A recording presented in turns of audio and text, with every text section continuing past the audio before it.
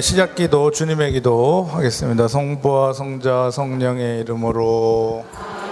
하늘에 계신 우리 아버지 이름이 거룩히 빛나시며 아버지 나라가 오시며 아버지 뜻이 하늘에서와 같이 땅에서도 이루어지소서.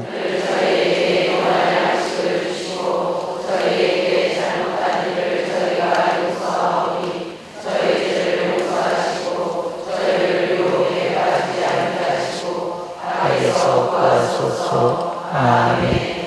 성부와 성자 성령의 이름으로. 아멘.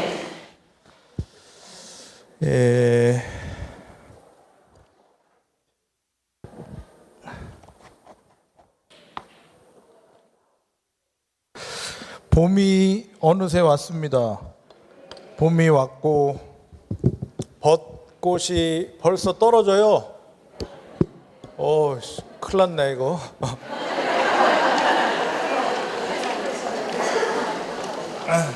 벚꽃이 벌써 떨어져요. 떨어지기 전에 빨리 저 벚꽃 구경 가세요. 저는 알아서 가요. 강화에서 왔다 갔다 하면서 갑니다. 벚꽃 구경 갈 것 하고 크게 써놓으세요.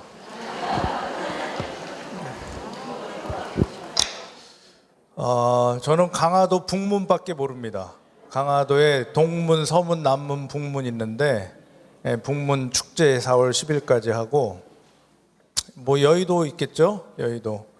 제주 살 때 제주도 살았었는데 제가 안식년 때 거기 제주대학교 거기도 벚꽃이 좋고 그렇게 3개밖에 모릅니다. 네. 예? 예? 말씀 다 잘하시네요.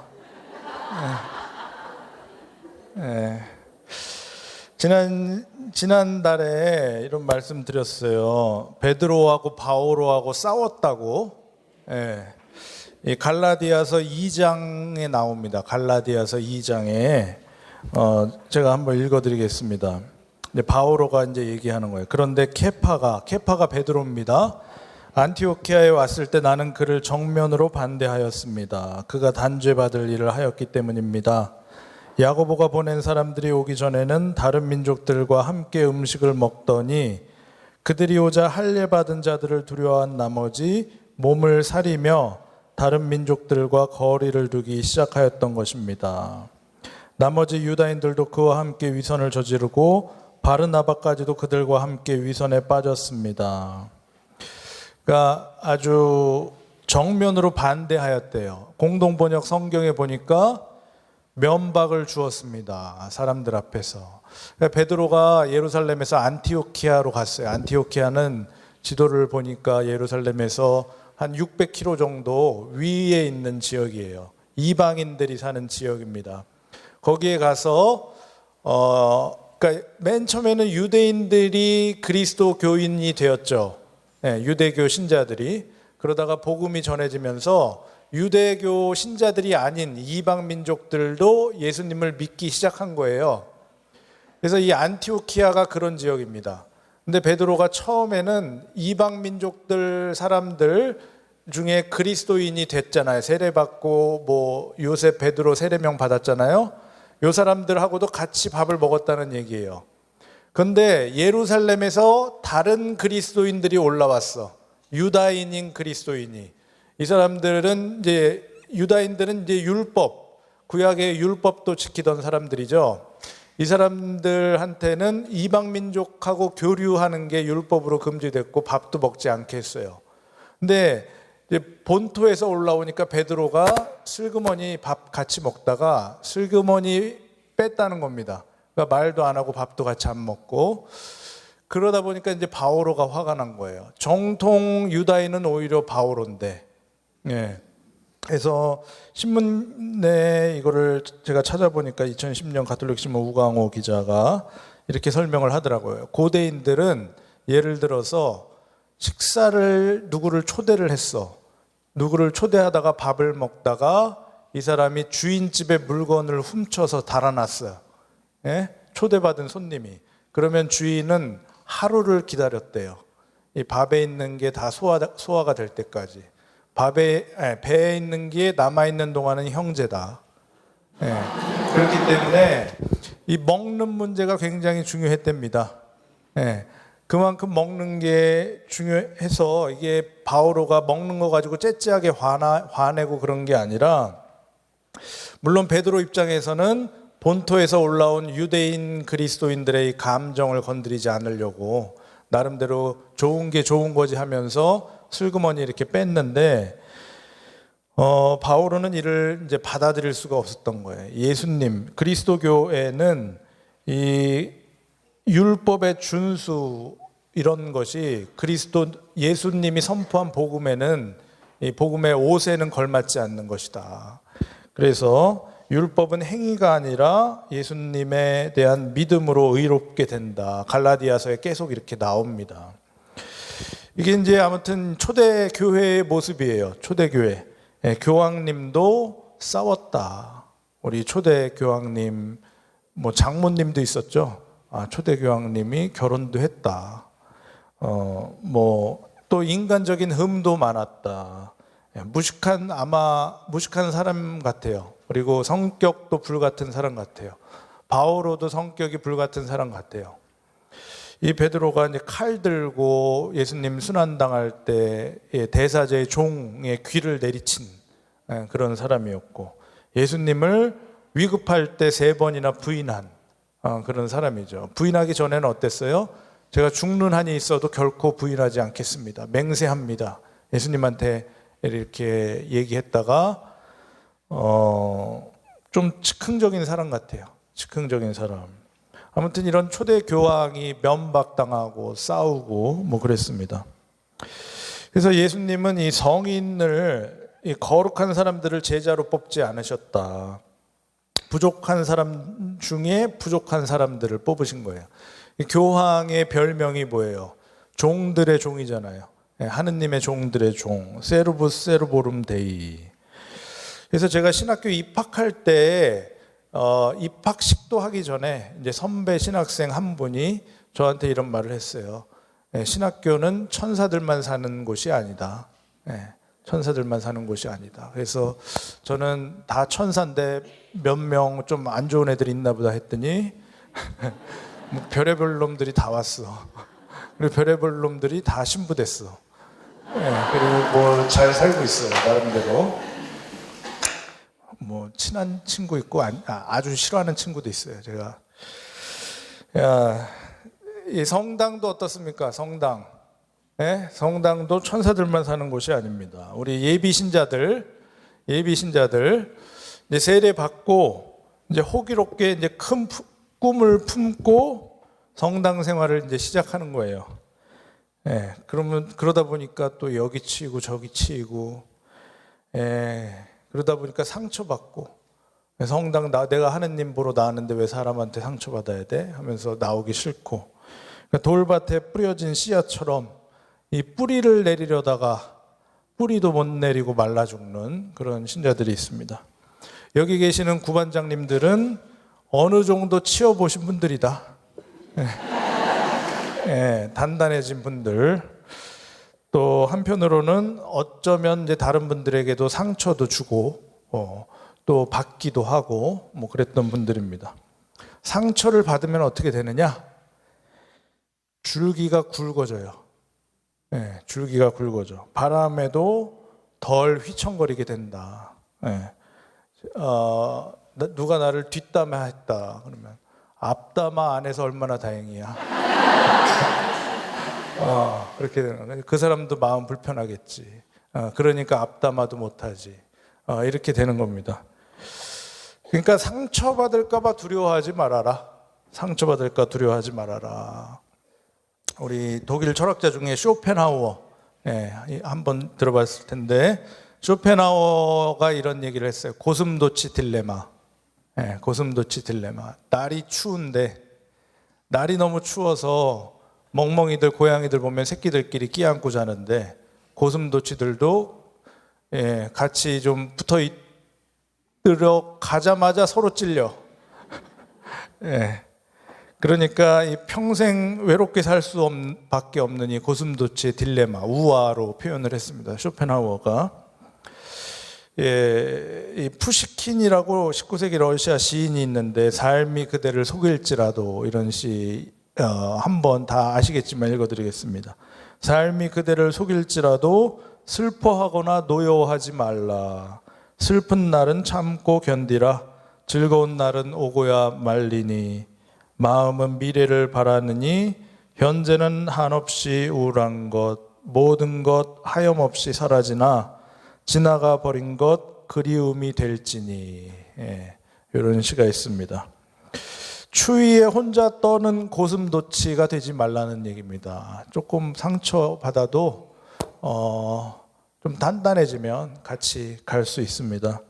그래서 상처받을 것을 두려워하지 말아라. 예수님이 성당 와라, 상처 안 받을 것이다, 이런 말씀 안 하셨어요. 어쩌면 더 상처받아야지. 왜? 성당 상징이 십자가인데. 성당 상징이 십자가인데. 그래서 마음을 좀 단단히 먹으세요. 마음을 단단히 먹어요.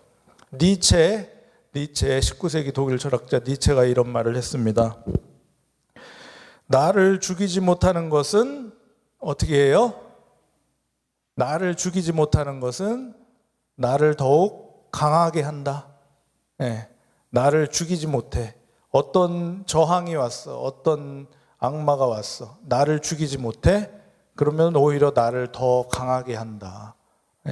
줄기가 점점 굵어진다는 겁니다. 그래서 여러분 모두가 이 사람의 가시에 상처받아서 뿌리 내리지 못하는 사람이 되지 않았으면 좋겠습니다. 오히려 교회 안에서 하느님 앞 안에서 깊이 뿌리를 내리고 굵은 가지로 성장했으면 좋겠어요. 굵은 가지로 포도나무에 딱 달라붙어 가지고 어떠한 상처에도 흔들리지도 않고 또 용서도 아주 끈질기게 용서할 수 있는 그런 이 포도나무에 붙어 있는 굵은 가지로 성장하기를 빕니다. 아멘. 지난주 주제가 그래서 친교였어요. 친교. 이 친교의 의미, 원래적인 의미, 그냥 친하게 지냄, 우정의 교류 뭐 이런 거보다 더 넓은 의미로 참여, 어떤 것에, 하느님 안에서 어떤 것에 참여합니다. 이런 말씀 드렸습니다. 친하게 지내는 모습은 하나의 현상이에요. 껍데기, 겉으로 드러나는 모습. 속은 뭐냐? 친교의 이 속은 참된 일치를 지향한다. 그리고 그 일치는 주님 안에서 이루어집니다. 주님이 모든 모임과 기도와 일치의 근원이 되신다. 그래서 어떤 누구도 그리스도를 온전히 증언하지 못해요. 어떤 누구도. 각 개인이 그리스도를 다 체험할 겁니다. 한 부분을 체험해요. 하지만 온전하게 그리스도를 증언하지는 못한다. 각 그리스도인은 그리스도교 신비의 한 부분만, 측면만 증언할 뿐이다. 그래서 친교가 반드시 필요합니다. 이 최현순 박사님의 책을 보니까 150쪽에 은사의 예수님의 한 측면만 봤기 때문에 저마다 제 몫에 따라서 그리스도를 증언해야 된다는 거예요. 완전히 온전한 그리스도를 서로 나눌 수가 있는 거예요. 파악할 수가 있는 겁니다. 그래서 은사를 받은 이들 간에 친교가 반드시 필요하다. 각자 체험한 하느님 사랑을 나누는 이 교제에 참여해야 된다는 겁니다. 그래서 여러분들이 알고 여러분들이 체험한 여러분들이 깨달은 하느님 사랑을 구역 반에서 또 본당에서 서로 나누라는 겁니다. 각자가 가지고 있는 하느님의 이 영양분을 서로 나누어라. 그러니까 자신이 받은 달란트를 땅에 묻어주지 말라는 얘기입니다. 땅에 묻어주지 말라. 오늘은 삶과 모든 일을 환대하는 주님의 천막. 삶과 주님의 천막. 본당에서 강론 때 여러 번 말씀드렸는데 제가 성격이 내성적이에요. 이 20살 때 신학교 입학해서 MBTI라는 게 있었는데 거기 뭐가 나왔는지 모르겠는데 아이가 내성이 아주 최고치였어요. 네, 내성이 최고치. 그런데 어떤 신부님들은 막 활발해. 네, 어린이 미사 때 아주 까불까불하게 해. 네, 저는 그런 거 잘 못해요. 어린이 미사 때 부모님들한테 강론해요. 네, 어린이 여러분 하면서 부모님들한테 강론해요. 여러분들한테 하는 말이 아니에요. 네, 아무튼 제가 이제 잘하는 거는 분위기 좀 다운시키는 거, 이런 거 잘합니다. 너무 들떴다 그러면 좀 심각하게 만드는 거. 그래서 너무 들뜨는 신부하고 저하고 좀 한 주 정도 바꿨으면 좋겠어요. 그럼 제가 딱 다운시킬 수 있어요. 그 본당 분위기. 그래서 이 부활절의 교중미사 직전에 제가 이 부활 인사를 어떻게 까불면서 할 수 있을까, 이런 생각을 좀 했습니다. 근데 고민이 됐어요. 이 부활 축하합니다 인사를 어떻게 우렁차게 확신에 차서 할 수 있을까, 이 부활의 의미를 어떻게 제대로 전달할 수 있을까. 부활을 알리려면 부활을 알아야 되는데, 부활을 알려면 일단은 죽어야 돼. 네. 일단은 죽어야 되는데 제가 멀쩡하게 살아있는데 어떻게 할 수 있을까 고민이 됐었어요. 이런 염려들을 하면서 종치고 부활 대축일 남미사 11시에 입당을 하는데 성가 입당 성가가 우렁차게 퍼지는 거예요. 그래서 저희 본당에 이제 하루살이 성가대가 있었습니다. 하루살이. 네, 부활 반짝하고 없어지는 성가대 잠깐 창설했어요. 지금 없어졌습니다. 이 하루살이 성가대가 4주 이상 연습을 뭐 일주일에 2번씩 아주 열심히 했어요. 지금 뭐 하루살이 성가대 였던 분도 계시는데, 그러니까 교중미사로 끝나는 성가대예요. 그러니까 죽기 전에 얼마나 열심히 불렀겠어요?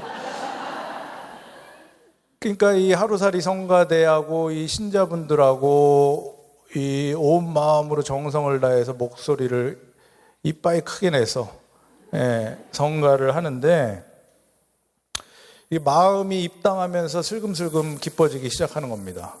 마산동이 조그만 데인데 이 김포 성당보다 훨씬 더 큰 무슨 명동 대성당 이런 데서 내가 주례사제로 입당하는 것처럼, 그래서 이제 좀 감격적이었어요. 이제 하루살이 곧 죽는 성가대하고 부활을 맞이한 신자들이 나한테 선물을 주는구나. 내가 이 사목자로서 부활의 기쁨을 알려줘야 한다고 생각을 했는데 오히려 하나님께서 신자를 통해서 나한테 기쁨을 잔잔하게 전해주시는구나, 이런 묵상을 하게 되었습니다. 이 하나님의 천막 안에서 부활 미사를 드리던 이 수많은 사람들, 이분들의 신앙이 나한테 전해지는구나. 그러니까 내가 단독으로 부활하신 예수님을 만난 것이 아니라 신자들을 통해서 나한테 오신 이 부활하신 예수님을 이제 발견하게 된 것입니다. 이것이 이제 부활 체험입니다. 오늘 주제 모든 일을 환대하는 주님의 천막인데 37쪽 한번 보세요. 교재 37쪽.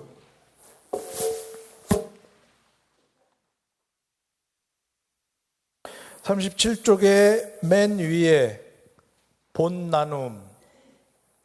이번 과에서는 우리 모두가 주님께서 사랑하시는 사람들이라는 사실과 우리 교회는 모두를 환대해야 한다는 점에 대해 나누고자 합니다. 첫 번째, 우리 모두가 주님께서 사랑하시는 사람들이다. 또 두 번째, 우리 교회는 그러니까 모두를 환대해야 한다. 이게 이제 핵심 주제입니다. 하나님께서 모두를 사랑하신다. 교회 안에 다양한 사람들이 있습니다. 내가 좋아하는 사람도 있고 싫어하는 사람도 있어요. 제자들 사이에서도 분명히 그랬을 겁니다. 거의 제가 확신하건대 12제자나 70제자나 분명히 서로 싫어하는 사람이 있었을 겁니다. 하지만 모든 사람들이 하느님의 사랑에서 제외될 수는 없다는 게 오늘 주제입니다. 정의가 그렇다면 없느냐? 다 죄를 지어도 사랑하니까 뭐 그런 것은 아닙니다. 교회야말로 정의로운 하느님의 정의가 있는 곳입니다. 하지만 세상의 정의와는 다르다. 우리가 예전에 이제 범법자들이 절이나 성당에 대피하는 경우가 많았습니다. 명동 성당에도 그랬고, 이게 제가 봤을 때는 좋은 것 같아요. 법치주의에서 세상이 그들을 잡아 가두려고 해도 세상이 건드릴 수 없는 하느님의 영역이 있다. 그러니까 세상을 사람의 이성과 정의로 판단하지 못하는 하느님의 눈으로 볼 수 있게 하는 일말의 숨통이 있다. 그러니까 세상 모든 사람들이 범죄자라고 판단을 해도 누군가 한 명이라도 그에게 손을 내밀 수 있다는 거, 이게 단순히 낭만이 아니라 이 절대자, 초월자에 대한 믿음이고 인간의 겸손이 아닌가, 이런 생각이 들었습니다. 우리 모두가 주님께서 사랑하시는 사람이다. 가장 작은 이도 사랑하신다. 루카복음 15장에 보면 탕자의 비유, 잃었던 아들의 비유, 여러분들이 너무나 우리가 잘 알고 있는 비유입니다. 작은 아들이 아버지를 배신하고 상속재산을 때를 써서 미리 받아가서 이제 다 탕진하는 거죠. 다 흥청망청 쓴 거죠. 그리고 뉘우쳐서 후회하고 이제 아버지를 다시 생각한 겁니다. 이 자비로운 아버지, 하인들마저 배불러서 있는데 나는 여기서 굶어 죽게 생겼구나. 그래서 아버지의 종이라도 써주십사 부탁하러 가자. 그래서 아버지께 돌아갑니다. 아버지는 어땠습니까? 작은 아들이 아직도 멀리 떨어져 있을 때, 이렇게 나옵니다. 작은 아들이 아직도 멀리 떨어져 있을 때 아버지가 그를 보고 가엾은 마음이 들었다. 그래서 달려가서 아들의 목을 껴안고 입을 맞추었다. 그러면서 이제 종들에게 알려주죠. 가장 좋은 옷 가져와라. 가장 좋은 반지, 신발, 그리고 살찐 송아지를 잡아라. 먹고 즐기자. 이 아들이 죽었다가 다시 살아났고 잃었다가 도로 찾았다. 잔치가 벌어지죠. 잔치가 벌어집니다. 다 아시죠? 큰아들은 어땠어요? 큰아들은 들에 나갔다가 노래하며 춤추는 소리가 들려옵니다. 하인한테 물어봐요. 아우님이 돌아오셨습니다. 아버님이 그래서 살찐 송아지를 잡으셨습니다. 큰아들이 화가 나서 들어가려고도 하지 않았다. 이렇게 나옵니다. 질투와 시기에 사로잡혀서. 근데 이해는 가죠. 이 큰아들 마음이. 이해 못할 사람 아마 별로 거의 없을 겁니다. 왜냐하면 작은 아들이 망난이었거든. 망난이었어. 개망난이. 근데 아버지는 어때요? 그런 아들을 따끔하게 한 소리 하고 벌해도 부족할 판에 잔치를 벌이다니. 이 큰아들의 마음이 우리의 마음입니다. 이것이 우리가 생각하는 상식이고 기본이에요. 사회의 정의입니다. 하지만 아버지 생각은 다르다. 아버지는 아무리 잘못을 했더라도 돌아오는 아들은 다 받아주고 싶은 마음이다. 형이 생각한 사회식의 정의와 다른 이 아버지의 마음. 근데 우리는 이러한 이 형의 마음을 교회에도 요구한다. 사회식의 정의가 교회에서도 실현되기를, 인과응보, 상선벌악, 이게 이제 교회에서 속 시원하게 나타나서 이 충실하게 봉사하는 사람들이 현실적인 축복을 받고, 또 잘못한 사람은 즉각적으로 합당한 벌을 받기를 바랍니다. 그러한 정의가 보기도 좋아. 그리고 속도 시원해지고 또 일할 맛도 나요. 쌤통이다. 나는 더 열심히 일해야지. 덕분에 나는 열심히 일해야지.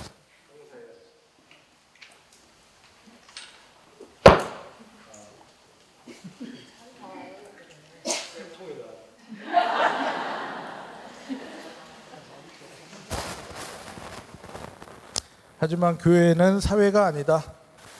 아버지가 탕자 아들을 멀리서 알아보고 달려가서 얼싸안듯이 교회는 이 돌아오기를 어렵게 결단한 죄인을 말없이 안아주는 곳이다. 그래서 이 교회가 너무 현실적이어서는 안 돼. 너무 사회처럼 현실적이는 안 돼요. 교회는 이상적이어야 돼요. 교회만큼은. 사회 모두가 현실에 집중하고 이 보기 좋은 사회 정의를 실천한다 해도 교회만큼은 이상적이고 꿈을 꿀 줄 알아야 된다. 우리 신학교 때 교수 신부님이 교회는 좀 속을 줄도 알아야 된다. 뭐 이런 말씀 하셨어요. 속을 줄도 알아야 된다. 그래서 이 꿈을 꿀 줄 알아야 돼. 꿈을 잃은 교회는 교회가 아니다. 멋진 사회, 칼 같은 사회일 뿐이다. 그래서 이 비유가 참 우리에게 전해주는 것이 많습니다. 탕자의 비유라기보다는 자비로운 아버지의 비유. 그래서 우리가 왜 성당에 다니는가?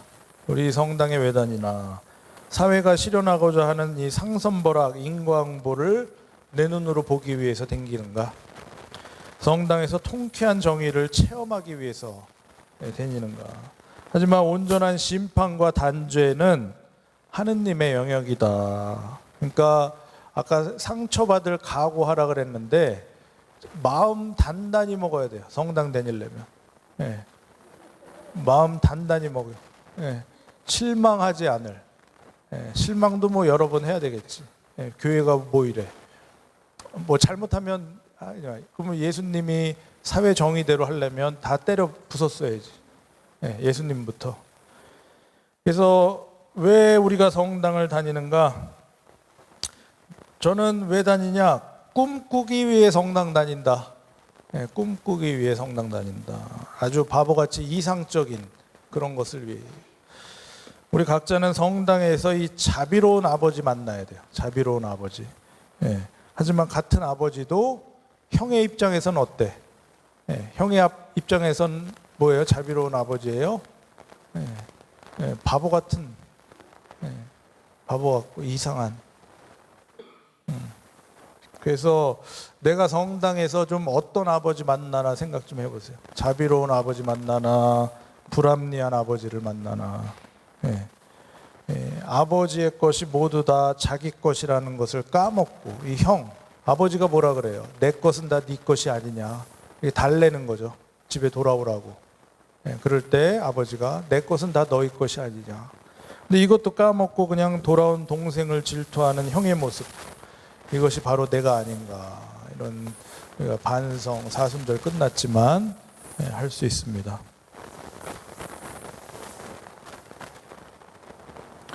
용서하지 못하는 형의 모습. 가뜩이나 이게 제 목소리도 안 좋은데 이게 자꾸 왜 이러지? 용서하지 못하는 이 형의 모습. 사실 작은 아들은 아버지한테 잘못한 게 훨씬 더 크죠. 근데 형이 용서하고 뭐고 할 뭐 그것도 없어. 사실은 좀 있겠죠. 그냥 뛰쳐나가서 일 혼자 다 해야 되고 막 이런 거 있겠죠. 하지만 잘못한 거는 아버지한테 잘못한 게 훨씬 큽니다. 형이 용서를 못해. 용서하지 못하는 인간의 모습. 아버지는 끝났는데. 마태복음 18장에 보면 용서받은 이 종의 비유가 나오죠. 10,000탈렌트를 탕감받았대. 한 탈렌트가 금 33kg래요. 현재 30억 원이랍니다. 10,000탈렌트는 3조야. 3조를 탕감받았는데 너무 기뻐잖아요. 지나가다가 자기한테 100데나리온, 100데나리온 우리 돈으로 한 1,000만 원 된답니다. 3조 탕감받았는데 1,000만 원 빚진 애가 이제 애걸복걸 하는데도 감옥에 가둬버리는 거야. 그러니까 왕이 그냥 이 소식을 듣고 너무 깜짝 놀라고 붕괴해서 다시 가둬. 내가 너에게 자비를 베풀었으면 너도 똑같이 자비를 베풀어야 되지 않냐.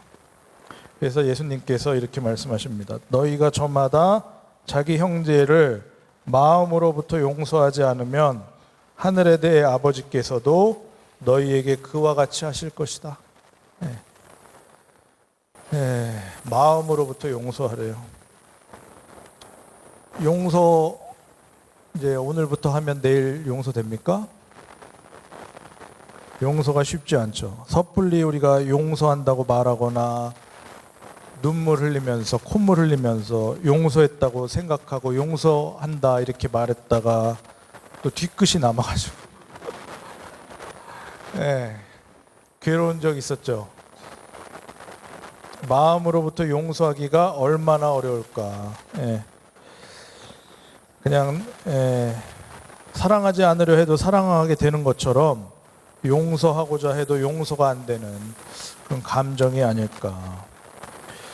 근데 이 하느님과 인간은 본질적인 차이가 있어요. 이 개신교회 어떤 목사님께서 이런 말씀하셨습니다. 하느님께 용서는 사건이지만 인간에게 용서는 과정이다.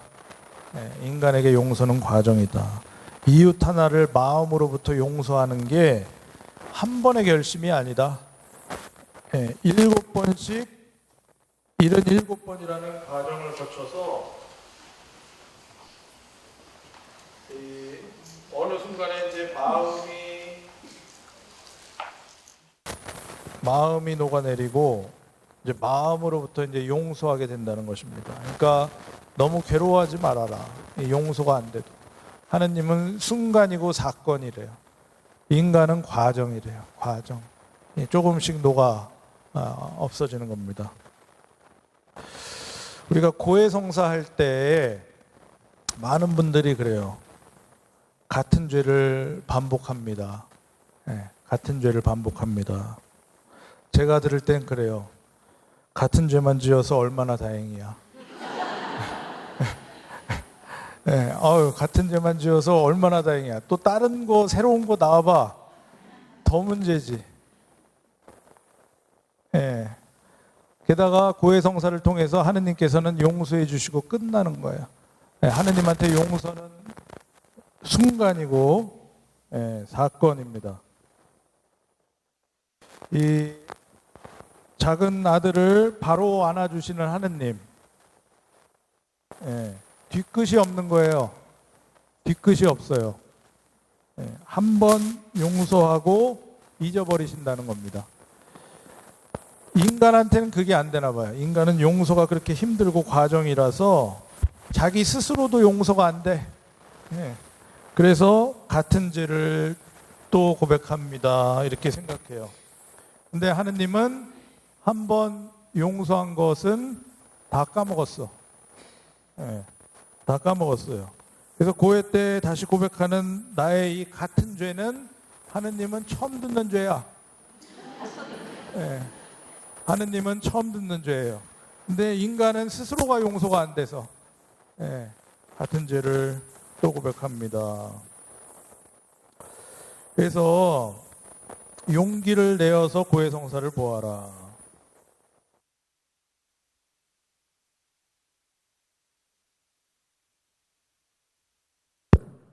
같은 죄니까 부끄러워가지고 민망하고 죄송해서 이런 것들 다 유혹일 수 있다.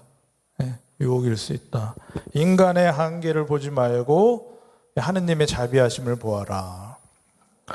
그러니까 이 하느님 능력을 믿고 털털 털고 일어나야 되는데 그냥 나만 바라보면서 내 능력만 바라보고 이거를 주저앉아만 있으면 이게 안 된다는 겁니다. 그래서 하느님과 인간은 다르다.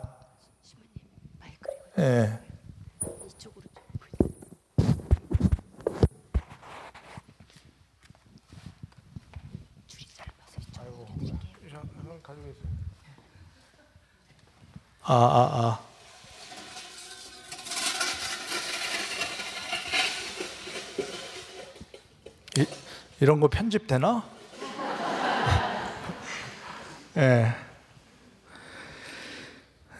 하느님과 인간은 다르다. 용서도 하느님 화끈하게 한다. 그러니까 고해성사 할 때 당당하게 할 필요는 없지만 하느님을 믿고 하면 되겠다. 같은 죄는 제가 봤을 때는 교황님도 맨날 같은 죄야. 고해성사 하잖아요. 교황님도 교황님도 고해 사제가 있잖아요. 고해 성사 할 때마다 같은 죄 계속 고백할 겁니다. 이게 인간인데 어쩌겠어. 그러니까 나를 너무 높게 보지 마. 내가 대단한 것도 아닌데 나도 그냥 보통 사람이구나 이러고 그냥 같은 죄 계속 고백하면서 힘내서 다시 일어나서 예수님 3번인데 우리는 뭐 33번 뭐 계속 일어나면서 사는 겁니다. 그래서 하느님과 인간은 다르다. 하느님께서는 가장 작은 이도 사랑하신다. 이 성당에 아주 다양한 사람들, 나와 맞지 않는 사람들, 저 사람 좀 안 봤으면, 그러니까 저 사람 보지 말고 나를 봐라. 그러니까 나를 어떤 걸 봐야 되냐면 저 사람 사랑받는 것만 보지 말고 내가 사랑받는 걸 봐라. 형의 실수가 뭐예요? 동생 사랑받는 것만 본 겁니다. 저 사람이 아버지께 받아들여지는 것을 보고 질투하는 거예요. 형은 평생 아버지 곁에 살았는데 그가 사랑받는 것을 보지 말고 내가 사랑받는 것을 깨달아야 된다. 사실상 형은 손해보는 게 없으니까 어차피 아버지의 것은 다 형의 것이라 이렇게 아버지가 말씀하신 거예요. 그래서 아버지께서 동생 사랑하는 것을 보지 말고 아버지께서 나를 사랑하신다는 것을 깨달아야 되겠다.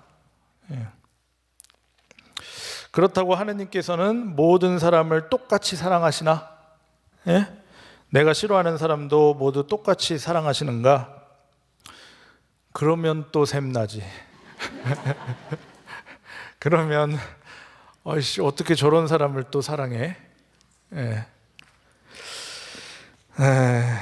이게 이제 인간의 마음이죠. 그래서는 안 되는데 2016년에 평화신문에 어떤 수필 같은 글이 실렸어요. 캄보디아 수도 푸놈펜에 에이즈 환자 동네가 있대요.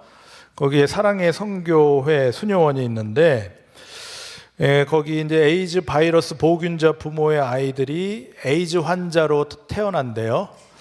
태어나는데 그 아이들을 돌보는 한국인 자원봉사자들이 많이 있었대요. 저녁에 이제 하루를 마무리하는 이제 나눔, 이제 뭐 소감이나 나눔 이렇게 돌려서 얘기하는 자리가 있었는데 분위기가 점점 무거워지더래요. 그러면서 어떤 서울에서 온 여학생이 막 울면서 얘기를 하더래요. 펑펑 울면서 이야기를 쏟아놨어요. 그 이야기를 읽어드릴게요. 오늘도 아이들에게 과자를 똑같이 나눠줬어요. 저는 그게 슬퍼요. 그들은 그런 평등한 사랑만 받고 살잖아요. 사람이 평등한 사랑만으로 살 수 있나요? 때로는 나 혼자만 빵을 받아먹는 기쁨도 있어야 하지 않나요? 내가 누구인가는 절대적 존재이고 그 사실을 그런 방식으로 확인하는 것도 중요하지 않나요? 그게 진짜 사랑 아닌가요? 절대적 사랑. 아이들이 그런 절대적 사랑을 태어나서 한 번도 받아보지 못했을 것 같아서 슬퍼요. 이 어린 학생의 고백이 아주 깊이 있게 다가왔습니다. 사랑에 대한 통찰입니다. 우리 사랑하는 연인들 보면 절대적인 사랑이에요. 상대를 위해서 내가 산산이 부서져도 좋을 만큼의 그런 아주 정열적인 절대적인 그런 사랑 다 해보셨죠? 뭐 다 해봤을 것이라고 믿습니다. 고귀한 사랑, 한 사람을 죽도록 내가 죽어도 여한이 없다 이렇게 사랑하는 이 절대적인 사랑, 이러한 사랑을 인간이 경험하면서 살잖아요. 연인한테 또 부모한테 이렇게 사랑을 받습니다. 이 절대적인 사랑, 다른 사람보다 이 과자를 혼자만 받아먹는 그런 사랑. 근데 이러한 사랑이 어디서 왔을까? 지난번에도 말씀드렸지만 사랑은 하느님으로부터 온다. 하느님으로부터 온다. 요한 1서 4장 7절 보면 사랑하는 여러분 서로 사랑합시다. 사랑은 하느님에게서 오는 것이기 때문입니다. 사랑은 하느님에게서 온대요. 사랑하는 이는 모두 하느님에게서 태어났으며 하느님을 압니다. 이 사랑의, 이 절대적 사랑의 근원은 하느님이시다. 하느님 사랑의 특징. 근데 인간은 절대적 사랑 흉내를 내는 거예요. 그래서 과자를 한 사람에게밖에 못 줘. 하느님 절대적 사랑의 특징은 모든 이를 똑같이 사랑하신다. 공평하게 사랑하신다. 하지만 각자는 하느님으로부터 절대적인 사랑을 받는다. 그러니까 독고다이 1대1로 사랑받는다는 겁니다. 1대1로. 그러면서도 하느님은 공평하게 사랑하신다. 거꾸로 말하면 공평하게 사랑하시면서도 나와는 단독적인 사랑의 절대적 관계를 맺으신다. 이게 인간이 흉내낼 수도 없어요. 이해할 수도 없는 하느님 사랑의 신비. 그래서 인간이 길어야 100년 사는 인간은 한 사람만을 뜨겁게 사랑하기에도 시간이 짧다. 혹은 인간 자체가 변해. 자연스럽게도 사랑이 변하니 이런 대사 있지만 인간의 사랑은 영원하지 않다. 하지만 하느님의 이 절대적인 사랑은 모든 이에게 향해 있다. 그리고 모든 이를 각각 따로따로 절대적으로 사랑하신다. 그러니까 하느님은 왜 저 사람을 사랑하실까? 라고 생각하지 말아야 된다. 이렇게 생각하기에는 시간이 너무 아까워. 하느님은 나를 단독으로, 개별적으로, 절대적으로 사랑하기 위해 다가오시는데 저 사람에게 향하는 하느님 사랑을 보지 않고 내게 향한 이 그분의 절대적인 사랑을 깨닫기에도 벅차. 이 100년 인생, 1000년도 당신 눈에는 지나간 어제 같은데 우리 길어야 100년 사는 이 인생, 하느님의 절대적 사랑을 깨닫기에도 너무 적다. 그러니까 이 질투, 저 사람에 향한 하느님의 사랑 계산하고 질투하기에는 시간이 너무 짧다. 그래서 우리가 할 일은 뭐냐? 모든 이에게 열린 주님의 천막, 모든 이에게 향한 하느님의 사랑을 알고 하느님을 찬미할 뿐입니다. 혹시 하느님의 사랑 체험에 멀리 있다고 스스로 느끼는 사람에게 손을 내밀어 줄 수 있는 그런 여유까지도 있었으면 좋겠다. 하느님께서 나를 통해서 그 사람을 사랑하실 수 있도록. 그러니까 이렇게 사랑받는 거 보지 말고 나에게 주어지는 하느님의 사랑을 먼저 생각하고 느끼고 묵상하고 체험하고 깨닫고, 그리고 이제 눈을 돌리면 그 사랑을 깨달을 수 없는 환경에 놓인 고통받는 사람들 많이 있잖아요. 그분들에게 도움을, 그래서 하느님께서 나를 통해서 이 사람들을 사랑하신다는 것을 알 수 있도록, 깨달을 수 있도록 친교를 나누었으면 좋겠습니다. 아시겠습니까? 네. 두 번째, 이 주님의 천막. 첫 번째, 모든 이를 사랑하신다. 두 번째, 따라서 주님의 천막으로 모든 이를 환대해야 한다는 것입니다. 이 주님의 천막, 주님의 집, 내 집이 아닙니다. 내 집이 아니에요. 내 취향이 아니라 하느님께서 사랑하시는 모든 이를 환대해야 한다 하는 것입니다. 우리 교회는 모두를 환대해야 한다. 왜냐하면 하느님의 집에 초대받은 자녀들이기 때문에, 우리가 주인이 아니기 때문에 환영해야 된다. 어떤 분이 교회는 죄인들의 피난처다. 병원에 제일 많은 게 뭐냐? 병원에 제일 많은 게 병균이다. 병균이다. 누가 말씀하셨는데, 경남 마산에서 누가 말씀하셨는데, 병원에 제일 많은 게 병균이면 교회에 제일 많은 게 뭐냐? 죄인이다. 죄인. 병원에서 병을 치유받듯이 교회에서는 죄를 용서받는다. 그래서 용서받으러 오는 죄인도 환대해야 된다. 예. 작은 아들을 얼싸하는 이 아버지의 마음을 묵상하고 있노라면 천막에 들어오는 문을 활짝 열어 제낄 수밖에 없어요. 이게 이제 이상적이죠. 이상적이에요. 그래서 현실에 저도 이제 부딪히다 보면 이 이상과 현실이 좀 괴리를 일으켜요. 괴리를 일으켜. 그래도 이상을 포기하는 순간 교회는 교회가 아닌 것이 됩니다. 이 이상적이라는 것은 꿈이 있다는 겁니다. 꿈을 꾼다는 거, 이 꿈을 이룬 교회는 더 이상의 교회가 아니에요. 아주 멋진 집단, 통쾌한 집단, 뭐 이런 게 되는 겁니다. 우리가 요즘에 선거철에 성당 앞에 파란 잠바 입은 사람도 있고 빨간 잠바 입은 사람도 있는데 인사하면 다 받아주세요. 내가 빨간색인데 파란색 저 새끼 저거 그러지 마시고, 내가 파란색인데 저런 빨간 새끼 저거 그러지 마시고 인사하면 받아줘. 명함도 내밀면 받아주세요. 2개 있으면 2개 있습니다 이렇게 말씀해 주시고 그러면 좋잖아요.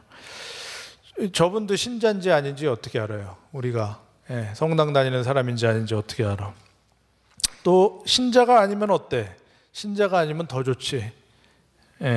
하느님의 천막 앞인데 이분이 만나는 사람들은 다 하느님의 자녀들일 텐데, 이 선거에 나가는 사람들 여러 사람들 만나죠. 높은 사람, 낮은 사람, 부자, 가난한 사람 다 공평하게 한 표씩 다 가지고 있습니다. 그러니까 이 공직자가 될 사람들 모두 다 만나요. 신부도 마찬가지죠. 신부도 부유하니 가난하니 높은 자 낮은 자 다 만납니다. 천막을 지키는 임무, 그래서 모든 사람을 환대해야 되는 의무 가지고 있습니다. 이제 한국에서 사제로 산다는 게 뭘 의미할까? 특히 이제 교구 사제로 산다는 게 일단은 물질적으로 안락해요. 안락해요. 부족함이 없어요. 물질적으로, 외면적으로 부족함이 없습니다. 월급도 이제 성모 집행비, 뭐 혼자 살기에 넉넉합니다. 자동차도 있고, 뭐 방도 따뜻하고, 뭐 식복사 할 수도 있고. 물질적으로 안락한 이유가 물질 신경 쓰지 말라고 그런 거죠. 우리 세상 사람들은 어때요? 물질 신경 써야죠. 예수님이 빵만으로 사람은 살지 않는다고 말씀을 묵상하시면서도 오늘 저녁 먹을 빵을 생각해야 돼요. 이게 인간의 운명입니다. 비극적인. 하지만 신부는 그런 비극에서는 비껴나가 있어요. 물질 신경, 의식주 신경 쓰지 말라고 의식주가 넉넉해. 한국이 그렇습니다. 한국, 뭐 선진국 유럽도 그렇겠지만, 그러니까 물질이 풍족하다 보니까 주변에서 가난한 사람들을 만날 기회가 별로 없어. 본당 신부들이 본당에서 미사 드리고 또 사목회나 단체의 장과 주로 만나는데, 이분들이 물질적 가난에 시달리는 경우는 거의 없어요. 그리고 또 이 본당 신부가 바쁘더라고요. 바쁘게 살다 보니까 가난하게 살기 쉽지 않은 이 현대의 한국 사회에 있습니다. 근데 내가 가난한 사람을 보지 못한다고 해서 가난한 사람들이 내 주변에 없을까? 이렇게 생각하면 또 그렇지 않습니다. 가난한 사람들이 내 주위, 여러분들 만나는 사람 한번 보세요. 가난한 사람들이 내 주위에 있냐 없냐? 주위에 없다면 세상이 더 좋아져서 그런 걸까? 그렇지 않습니다. 이 가난한 사람들은 과거에 항상 있었고 현대에도 항상 많이 있고 미래에도 항상 세상이 엄청 좋아져도 미래에도 많이 있을 거예요. 제가 필리핀에 신학생 때 갔었는데 그 필리핀이 마르코스 대통령 때를 그리워하더라고요. 그때는 가난한 사람이 없었대요. 길거리에 노숙자가 없었대요. 이 얘기를 하니까 다른 필리핀 사람이 가난한 사람들을 다 수용소에 집어넣었다. 그때는 없었던 게 아니다. 그러니까 잘 사는 사람 눈에 보일 때는 이게 세상이 좋았다는 겁니다. 수원교구 이용훈 주교님께서 가톨릭 신문에 올리신 글이 있습니다. 이런 말씀을 하셨어요. 우리 주위에 가난한 이웃이 보이지 않는다면 그것은 세상이 그만큼 좋아진 것이 아니라 우리가 그리스도의 사랑에서 멀리 떨어져 있음을 깨달았으면 합니다. 그러니까 내 주위에 가난한 사람이 보이지 않는다는 것은 이 사람들이 없어진 게 아니다. 그만큼 나는 예수님과 멀어지고 있는 것이다. 왜? 예수님 곁에 있던 사람들이 가난한 사람들이었어. 예수님 평생 살면서 늘 옆에 껌딱지처럼 붙어있던 사람들이 다 가난한 사람, 병든 사람, 외면받은 사람, 소외된 사람, 이런 사람들은 예수님 만나러 가면 항상 이 사람들이 있었던 거예요. 예수님 곁에 가면 늘 볼 수 있던 사람들이었는데 예수님을 따르는 공동체인 교회, 가톨릭 교회에는 만약에 이 사람들이 보이지 않는다, 그러면 교회가 발전한 것이 아니라 중산층화 되어가는 것이다. 원래 이런 사람들이 있어야 정상이다. 그게 예수님을 따르는 교회의 모습이다. 장애인도 보세요. 장애인 어느 지역에나 다 있어요. 예수님 곁에도 항상 있었습니다. 치유도 받고. 근데 본당에서는 이상하게 보기가 힘들어. 어느 본당이나 그럴 겁니다. 우리 본당, 그렇다면 우리 본당 구역, 관할 구역에는 장애인이 없을까? 뭐 특별하지 않는 이상 장애인은 항상 어느 지역에나 있습니다. 만약에 이 장애인들이 본당 미사에 참여하기가 물리적으로 힘들다면 개선해야죠. 신자가 10,000명인데 이 10,000명 신자 중에 장애인이 1명이라도 있으면 엘리베이터 설치해야지. 이게 경제적으로 따질 거예요? 사회처럼? 당연히 설치해야죠. 그래서 제가 아주 고민입니다. 우리 본당 이 마산동 성당 이 화장실에 못 가는 장애인들이 있어서 계단 때문에. 근데 이거 이렇게 생각하는 것도 안 되는데 설치해야 되는 이 가건물 때문에 화장실에 못 가요. 그래서 화장실에 이제 최대한 이분들이 이제 나름대로 해결을 하시고 오시겠죠. 그러니까 이 원래의 이 정신은 그렇습니다. 신자가 10,000명인데 장애인 1명이라도 있으면 엘리베이터 설치해야지. 여러분들 이렇게 생각하셔야 돼요. 돈, 경제, 우리 본당 경제 따지고 이러면 안 됩니다. 그들이 예수님께 다가갈 수 있게 해야 된다. 모든 이에게 열린 천막, 성당이 되어야 된다. 성당 찾아오기에 합당한 사람이 있는가? 합당한 사람이 어디 있어요? 다 합당하지. 죄 없는 사람, 거룩한 사람이 성당 오기에 합당한가? 오히려 합당하다면 죄 있는 사람이 더 합당한 거예요. 그 사람이야말로 마땅히 성당에 찾아와야 되는 더욱 합당한 사람이다. 죄 있는 작은 아들을 아버지께서 애타게 기다리신다. 그러니까 다른 사람 판단하지 말자. 다른 사람 판단하지 말자. 여러분들 다 구역장 반장이니까 이런 것들이 다 여러분들이 알고 좀 마음으로 생각을 묵상을 많이 하고 이웃들에게도 얘기도 많이 해줬으면 좋겠습니다.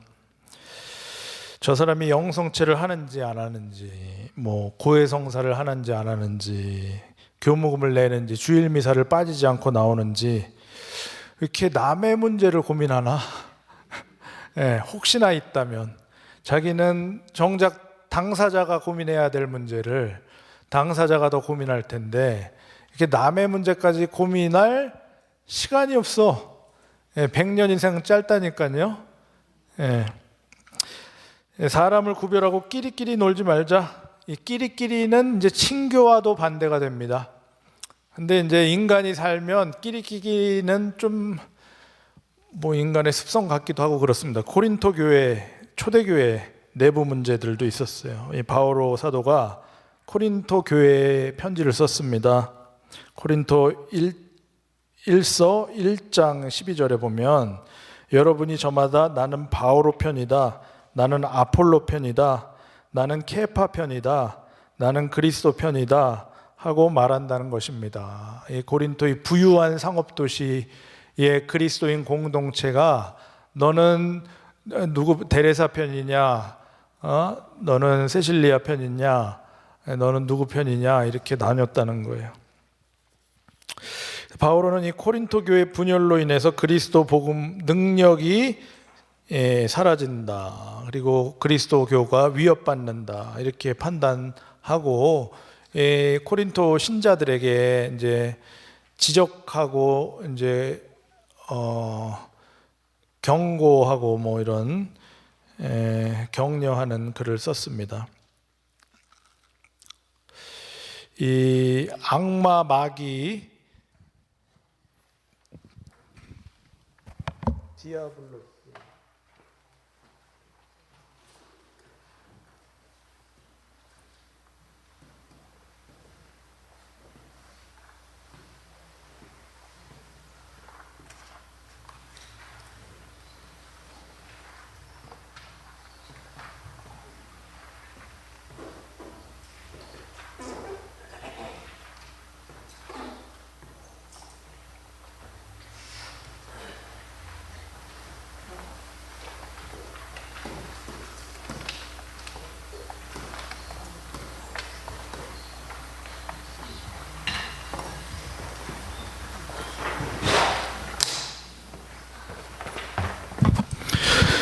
저 자석펜 주머니에 넣고 가져갈 뻔했네.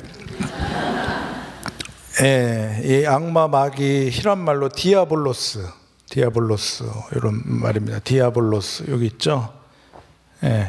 이게 이제 디아가 이제 둘 뭐 이런 말입니다. 둘 뭐 사이 나누다, 둘로 쪼개다 뭐 이런 말이에요.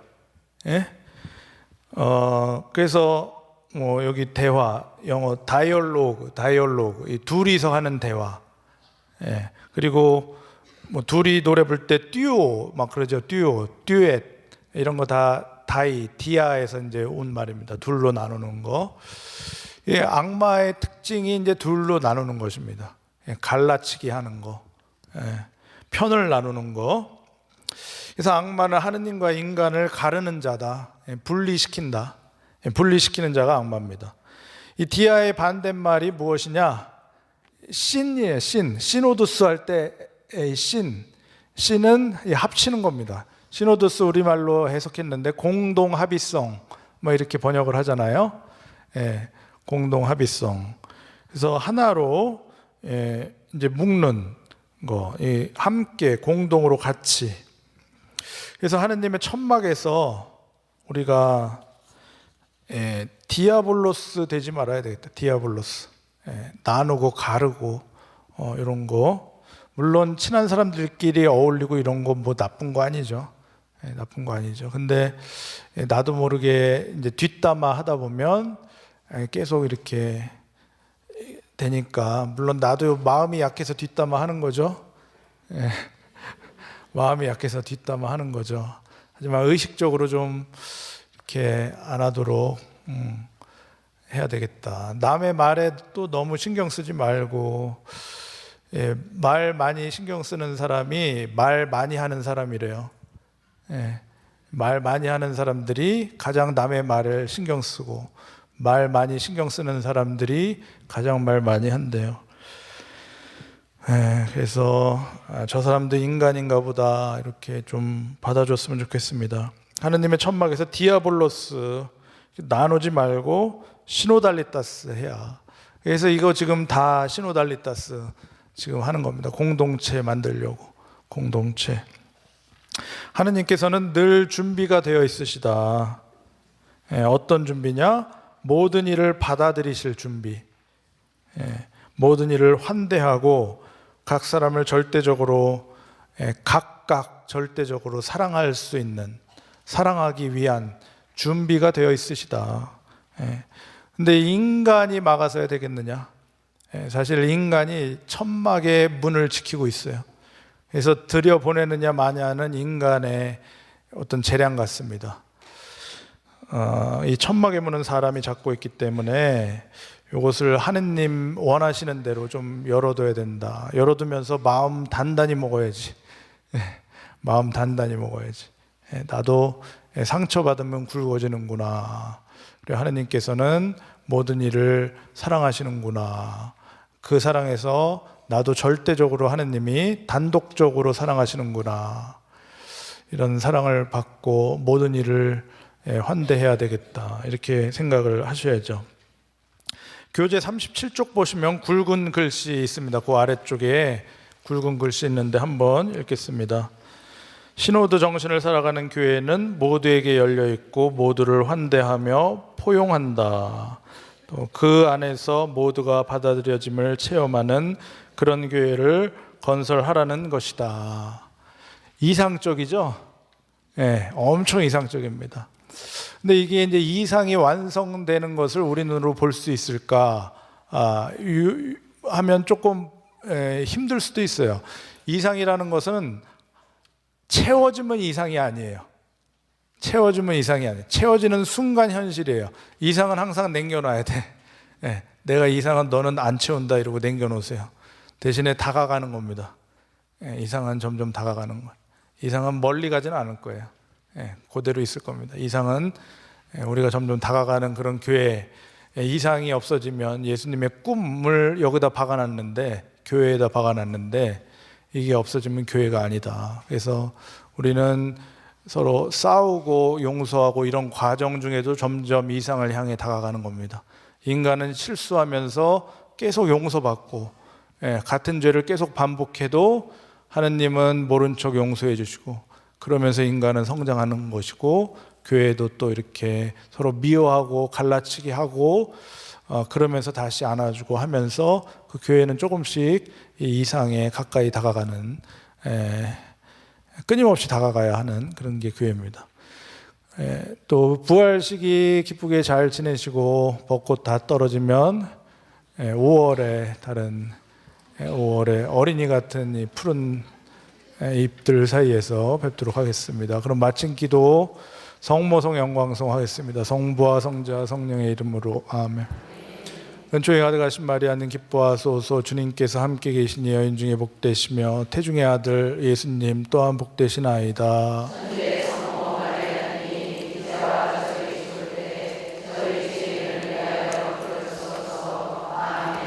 영광이 성부와 성자 성령께 성부와 성자 성령의 이름으로 감사합니다.